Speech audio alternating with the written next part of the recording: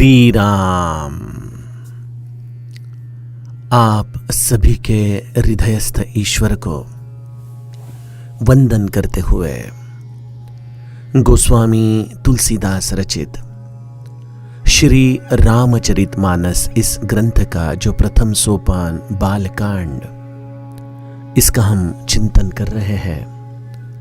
सज्जनों, यह हमारा कथा निरूपण क्रमांक 33। हम श्री राम नाम की वंदना गए कुछ कथा प्रवाहों के द्वारा चिंतन कर रहे हैं।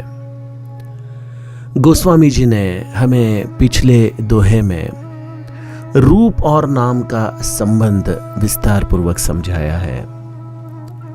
नाम जो सगुण भी नहीं है और ना ही वो निर्गुण है, तो नाम क्या है? सगुण और निर्गुण के बीच में एक उभय प्रबोधक चतुर दुभाषी, निर्गुण को सगुण की संवेदना समझाने वाला और सगुण के पूजा द्वारा निर्गुण तत्व प्रस्थापित करने वाला अगर कोई दुभाषक है तो वो है राम नाम। जो राम नाम आपको सगुण और निर्गुण इनका समन्वय समझाता है, वही राम नाम आपके लौकिक और पारलौकिक जीवन के दोनों अंगों को उजियार करता है। इसलिए गोस्वामी जी कहते हैं, राम नाम मणि दीप धरु जीह देहरी द्वार, तुलसी भीतर बाहर हूं जो चाहसी उजियार। आप आपके जीवन के दोनों अंग राम नाम से प्रकाशित कर सकते हो। ऐसी राम नाम की वंदना गोस्वामी जी जो गा रहे हैं, आज हमें नाम का और एक सुंदर अंग गोस्वामी इन चौपाइयों के द्वारा समझा रहे हैं।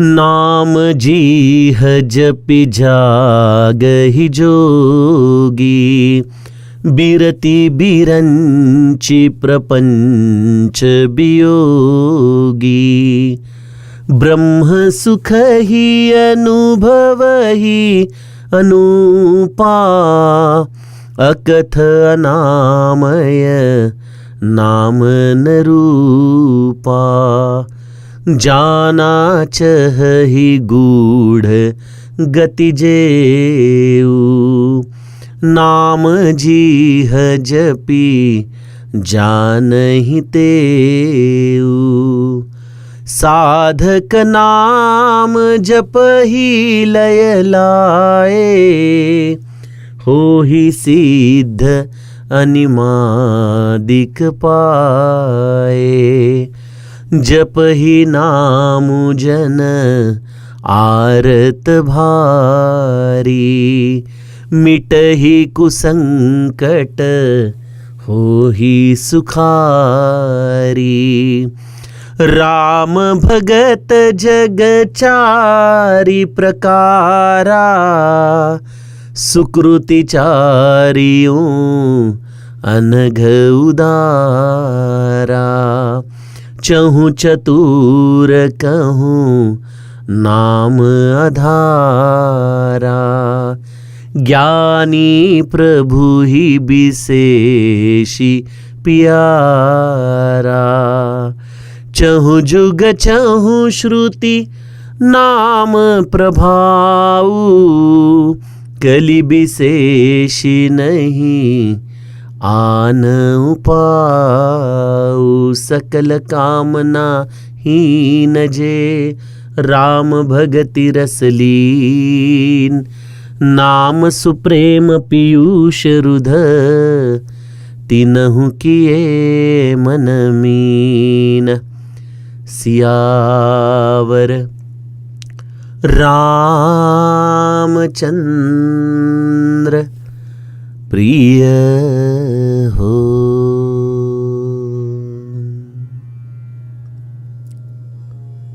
नाम जीह जपि जागहि जोगी, बिरति बिरंचि प्रपंच वियोगी। सज्जनों, कई बार गोस्वामी जी के चौपाइयों का गायन करते हुए हमें उन चौपाइयों का अर्थ सीधे भगवत गीता में, श्रीमद् भागवत जी में, वेद उपनिषदों में लिए चलता है। क्योंकि यह समस्त चौपाइयां, यह समस्त भावार्थ, यह इन अद्वैत का निचोड़ है, एक सार है। जब हम ये पहली चौपाई गाते हैं, नाम जीह जपि जागहि जोगी, बिरति बिरंजि प्रपंच वियोगी, तो श्रीमद् भगवत गीता का दूसरा अध्याय हमारे स्मृति में आता है। 69वां श्लोक भगवान कहते हैं, या निशा सर्वभूतानां तस्यां जागर्ति संयमी, यस्यां जागृति भूतानि सा निशा पश्यतो मुनेः। अर्थ ऐसा है कि जो समस्त प्राणियों के दृष्टि से निशा है, अर्थात रात्रि है, ऐसी रात नित्य ज्ञान स्वरूप परमानंद के प्राप्ति के पश्चात जो स्थित प्रज्ञ योगी है, ऐसे योगी के लिए वह रात नहीं होती, वो जगते रहता है उसमें।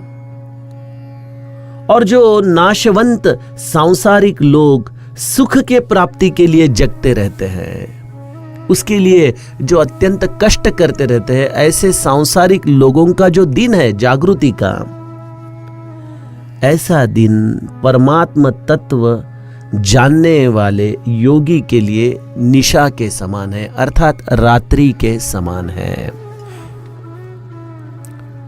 सज्जनों, कई बार यह श्लोक अगर गुरुमुखी नहीं हो, अगर उसका भावार्थ हमने ठीक से जाना नहीं हो, तो यह श्लोक भी हमें कोई गलत अर्थ में लिए जाते हैं। ऊपर ऊपर पढ़ने के बाद ऐसा लगता है कि शायद भगवान श्री कृष्ण दिन और रात के बारे में कुछ तत्व हमें बता रहे हैं। जो सांसारिकों के लिए दिन है वह योगियों के लिए रात है, और जो सांसारिकों के लिए रात है वो योगियों के लिए दिन है। तो इसका कोई गलत अर्थ निकाल के ऐसा समझता है कि अगर मुझे योगी होना है तो मुझे रात रात जग के जप करना पड़ेगा, नाम लेना पड़ेगा। चलो, आपको अगर अनुकूल हो तो वो भी आप कीजिए, लेकिन भगवान श्री कृष्ण हमें यह अर्थ नहीं बता रहे हैं। क्या बताना चाहते हैं प्रभु? श्री कृष्ण यहां पे दिन और रात वृत्ति के आधार पर हमें समझा रहे हैं। यह जो सृष्टि है, जो अनंत विषयों से भरी पड़ी है, इन विषयों में रहते हुए जीव की हमेशा धारणा होती है कि वह उससे सुख प्राप्त करे। देखिए, हम सब सांसारिक लोग सुबह से केवल एक ही चीज के लिए कष्ट करते हैं, और वो है हमें सुख प्राप्त करना है। आप कोई जॉब में हो और आपको कल कहा जाए कि आपकी सैलरी नहीं मिलेगी, तो आप जॉब नहीं करोगे, क्योंकि वो जॉब करने के बाद जो सैलरी मिलती है उससे आप सुखी होते हो। ठीक है, ये जरूरत है हमारी, हमें उसके लिए ही काम करना है, लेकिन उससे जो मिलता है पैसा, क्या हम उससे सुखी होते हैं? नहीं। उस पैसे के द्वारा हम सुख खरीदने की कोशिश करते हैं।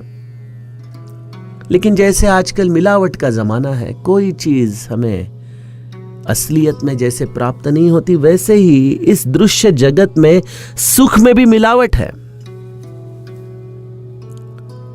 हम जो भी चीज सुख के लिए करने जाते हैं, उसमें मिलावट होने के कारण हमें सुख प्राप्त नहीं होता।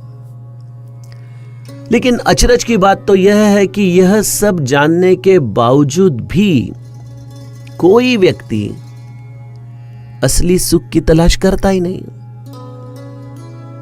तो ऐसा कौन व्यक्ति है जो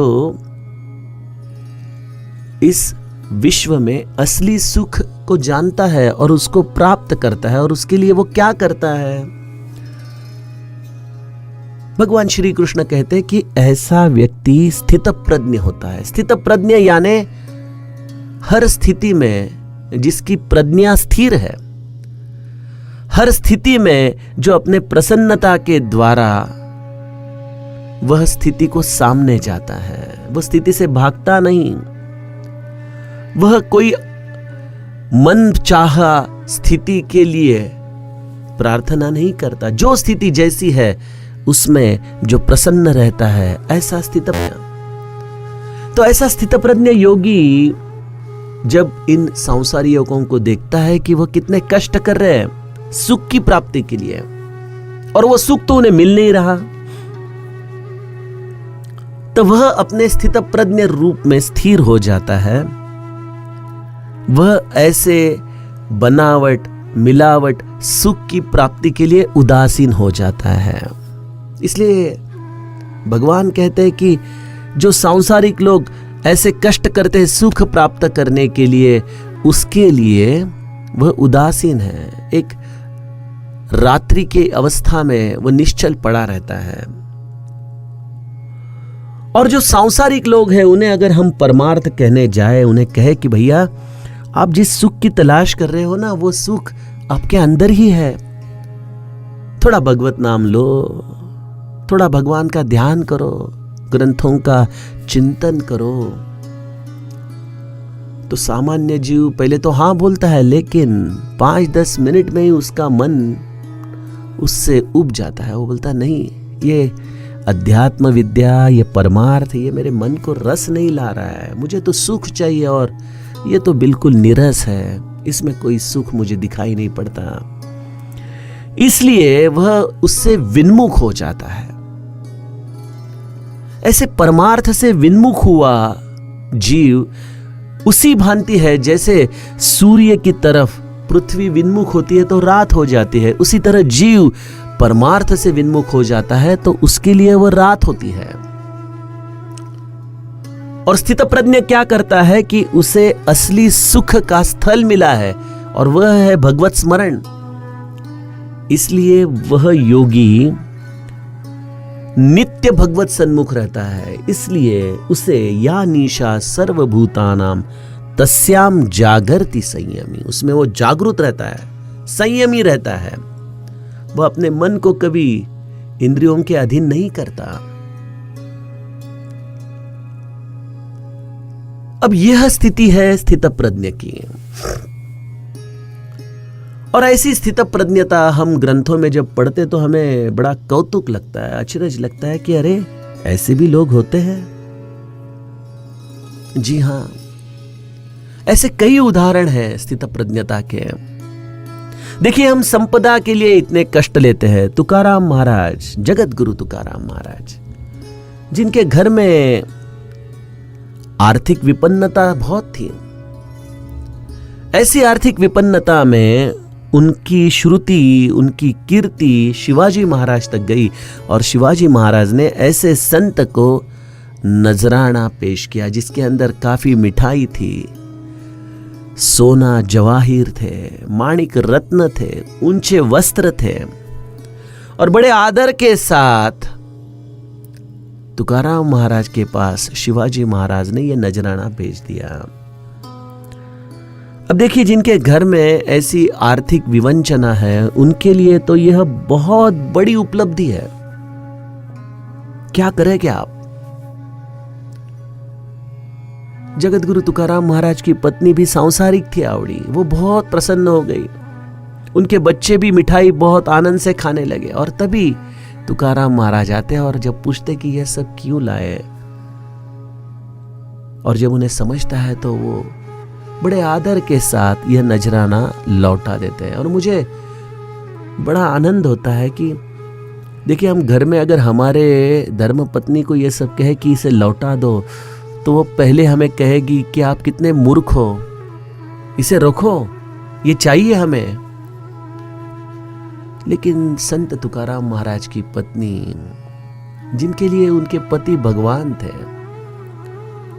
जैसे ही तुकाराम महाराज ने कहा कि बच्चों रखो, नहीं नहीं नहीं खाना इसे, आवड़ी वो सब दे दो वापस, नहीं चाहिए हमें ये गहने, नहीं चाहिए हमें ये वस्त्र, हम बड़े आनंद में है ना, विट्ठल नाम का अलंकार है हमारे पास, हमें क्यों चाहिए सब। तो तुरंत धर्मपत्नी ने, बच्चों ने इसे लौटा दिया। तो यह है स्थितप्रज्ञता की व्याख्या। या निशा सर्वभूतानां तस्याम जागर्ति संयमी। रामकृष्ण परमहंस के अगर निद्रा स्थान पर कोई पैसा लाके रखे तो उस पैसे की आहट से भी उनके हाथ पांव अकड़ जाते थे। वो कहते थे कौन यहां पे पैसा लाके रखा है। उस पैसे की वासना भी उन्हें एक विचित्र मन में भावना लाती थी। मेरे सदगुरु भगवान अगर कोई श्रीमंत साहूकार उन्हें दक्षिणा देने आए तो उसका पैसा पानी में डुबो कर लेते थे। कहते थे इसके साथ बहुत वासना है, हमें क्या चाहिए, इसकी क्या जरूरत है हमें, हम रामदासी है, हमारा तो एक ही काम है कि लंगोट पे बैठो, हनुमान जी के मंदिर में भिक्षा मांगकर अपनी रोजी रोटी चलाओ और नित्य निरंतर राम नाम लो। यही मार्ग है सुख का। लेकिन हमारे में से कितने सांसारिक इस मार्ग पर चलने के लिए तैयार है कोई कि जो कहे कि मैं भी श्री महाराज की तरह पूरे घरदार पर तुलसी पत्र रख दूं, मैं भी इसी तरह मंदिर में भिक्षा पर अपनी रोजी रोटी चलाऊं। और देखो, एक सूत्र आप ध्यान में रखना कि संत जो कहते हैं उसके द्वारा हमें आचरण करना है। संत जिस तरह से आचरण करते हैं उसको कॉपी नहीं करना है, हमें उसकी नकल नहीं करनी है, क्योंकि नकल से भगवान नहीं मिलता। संतों ने जो सन्मार्ग हमें दिखाया है उस मार्ग पर चलने से भगवान हमें निश्चित प्राप्त होते हैं। इसलिए आप भी, आपका घर, प्रपंच, आपके बीवी बच्चे, आपका समस्त यह संपत्ति, इसका त्याग करके भगवत प्राप्ति कीजिए, ऐसा कोई संत आपको नहीं कहेगा। तो फिर प्रश्न आपको आएगा कि आप तो कह रहे हो कि प्रपंच में रहना है, यह सब बच्चे, पैसा, ये शोहरत, ये सब रखते हुए फिर हम स्थितप्रज्ञ कैसे हो सकते हैं? या फिर हम सिर्फ ये सब कहानी में सुने? क्या स्थितप्रज्ञ होने के लिए कोई साधन है? तो गोस्वामी जी हमें यह साधन बता रहे हैं।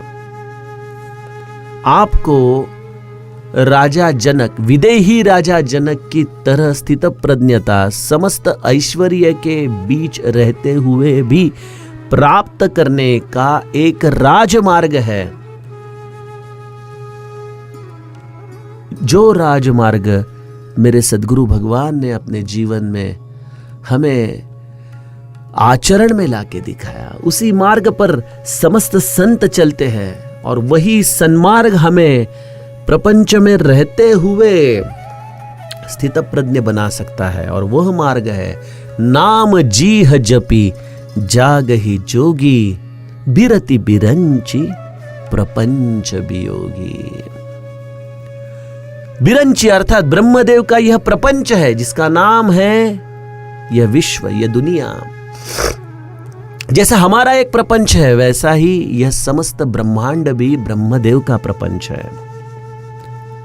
जैसे हमारे प्रपंच में छोटी छोटी चीजें चालू रहती है, उसी तरह से इस विश्व में भी अनंत छोटी मोटी घटनाएं चालू रहती है। और हम सामान्य जीव जैसे हमारे घर के चार दीवारों को ही पूरा दुनिया, पूरा ब्रह्मांड मानकर जीते हैं, उसी तरह इस विश्व में भी समस्त लोग इस ब्रह्मदेव के प्रपंच में रत है। और ऐसे रत होने के बाद यह विषयाधीन वृत्ति उन्हें कभी भगवत सन्मुख होने ही नहीं देती है। जैसे श्री महाराज लोगों को पूछते थे कि आप नाम क्यों नहीं लेते? बोले नामस्मरण तो करना है, लेकिन अभी तो मैं जवान हूं, अभी मेरी शादी हुई है, अभी बाल बच्चे हैं, अभी उनकी शिक्षा चल रही है, मेरा जॉब चल रहा है, मेरा करियर है, अभी तो मेरे ऊपर बहुत लोन है। अगर मैं ये विरक्ति धारण करके ये सब करूं तो शायद मैं मेरे प्रपंच को इतना न्याय न दे पाऊं, मेरे घर वाले नाराज हो जाएंगे।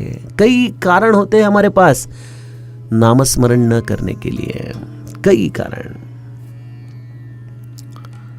जब हम रिटायर होते हैं तो महाराज अगर पूछे कि अब तो रिटायर हो गए, अब तो कोई काम नहीं है, पेंशन मिल रही है, कोई चिंता नहीं है, तो अब नामस्मरण, हाँ महाराज अभी करना ही है, लेकिन क्या करें, रिटायरमेंट के वक्त ही पोता हुआ, अभी पोता छोटा है और मेरी बहू और बच्चा दोनों जॉब को जाते हैं, तो पोते को संभालने का काम रहता है। दिन भर इतनी शरारत करता है, लेकिन बड़ा आनंद आता है उसके साथ। दिन कैसे जाता है समझ में नहीं आता।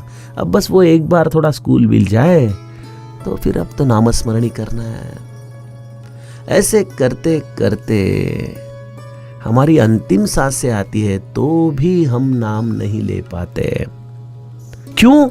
क्योंकि ये ब्रह्मदेव के प्रपंच में हम रत हो चुके हैं। तो फिर इसका एक मार्ग है कि यह सब प्रपंच को छोड़ दे। अरे लेकिन जाए कहां? ये ब्रह्मदेव का प्रपंच है, आप जहां पे भी जाओ वहां पे प्रपंच ही है। अब देखो, हम देखते कई सन्यासी लोग, मैं सबकी बात नहीं कर रहा हूं, लेकिन जो तथाकथित है, कई सन्यासी लोग प्रपंच को तो छोड़ देते हैं और बाहर जाके आश्रम खड़े करते हैं, ऐसे आलीशान कोठियां बनाते हैं, ऐसे आलीशान आश्रम बनाते हैं, और फिर उसके लिए चंदा कैसे जमा किया जाए, उसके लिए कैसे से ज्यादा लोग अपने पास आए, इस प्रपंच में वो खो जाते हैं। तो प्रपंच कहां छूटा? प्रपंच तो छूटता ही नहीं है। वेशभूषा बदलने से प्रपंच छूटता नहीं है, प्रपंच में रहने से भी प्रपंच छूटता नहीं है। तो प्रपंच छूटता कैसे है? जगत गुरु तुकाराम महाराज कहते हैं, न लगती सायास जावे वनांतरा, सुखे ये तो घरा नारायणा। प्रपंच छोड़ने के लिए कहीं पे भी नहीं जाना पड़ता, कुछ नहीं करना पड़ता। तो क्या करना पड़ता है? असावे एकाग्र स्वस्थ चित्त मन, उल्हासे करुण स्मरण जीवी। ठाईच बैसोनी करा एक चित्त, आवडी अनंत आळवावा। कुछ मत करो, आपके प्रपंच में बैठे बैठे, हर भोग में रहते हुए, हर कर्म करते हुए, बस एक काम करो, नाम जीह जपि जागहि जोगी। जो नित्य निरंतर वैखरी के द्वारा राम का नाम लेता है वही योगी है, वही जागरूक है, वही समझता है कि असली सुख कहां है। और इसके लिए आपको कुछ नहीं करना पड़ता। न लगती सायास, सायास यानी कष्ट, कोई कष्ट लेने की जरूरत नहीं। जावे वनांतरा, घर छोड़ के कहीं वन में जाने की भी जरूरत नहीं है। आप सिर्फ नाम जीह जपि जागहि जोगी स्थिति में रहिए। तुकाराम महाराज कहते हैं, सुखे ये तो घरा नारायणा। भगवान आपके घर को ढूंढते ढूंढते बड़े सुख से आपके घर में, आपके हृदय में आके रहने लगता है। इसकी कुंजी है राम नाम। यह राम नाम आपको स्थितप्रज्ञ बना देगा, यह राम नाम आपको जागरूक कर देगा, यह राम नाम आपको वेशांतर किए बिना जोगी बना देगा, आपको साधु बना देगा। और ब्रह्मदेव के इस प्रपंच में जो भगवत दर्शन के लिए विरक्ति चाहिए, वह विरक्ति आपको राम नाम प्रदान करेगा। और एक बार यह विरक्ति आपके जीवन में आ गई तो यह प्रपंच आपके लिए खेल बन जाता है। सच में राम नाम लेने वाले के लिए प्रपंच एक खेल बन जाता है।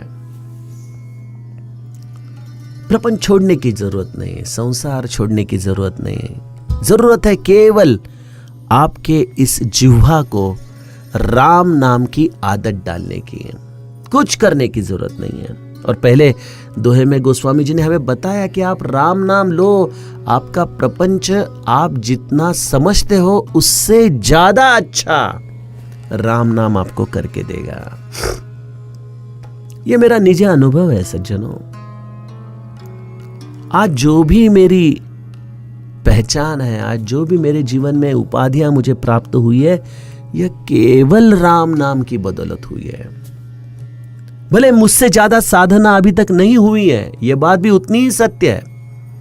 आप कहेंगे फिर तो आप तो बहुत बड़े योगी हो, आप तो नित्य निरंतर राम नाम रटते हो। नहीं, राम नाम आप थोड़ी मात्रा में भी लो, लेकिन मेरा राम ऐसा है कि वो अकारण प्रसन्न होने वाला है। वो अवढर दानी है, वो आपके झोली को भर देता है। भले आप उसका सुमिरन इतनी मात्रा में न कर पाओ, लेकिन उसके पास व्यवहार नहीं है कि आपने इतना नाम लिया तो मैं आपको इतना ही दूंगा, ऐसा नहीं। बस वो खुश हो जाता है, वो प्रसन्न हो जाता है और वो जापक की झोली भर देता है। और सिर्फ प्रपंच के सुख से नहीं, उसे पारलौकिक भी सुख देता है। इसलिए गोस्वामी जी कहते हैं ब्रह्म सुख ही अनुभव ही अनूपा। उसे वो ब्रह्म सुख प्रदान कर देता है, जो ब्रह्म सुख शायद हिमालय में बैठे हुए जोगी को भी प्राप्त ना हो।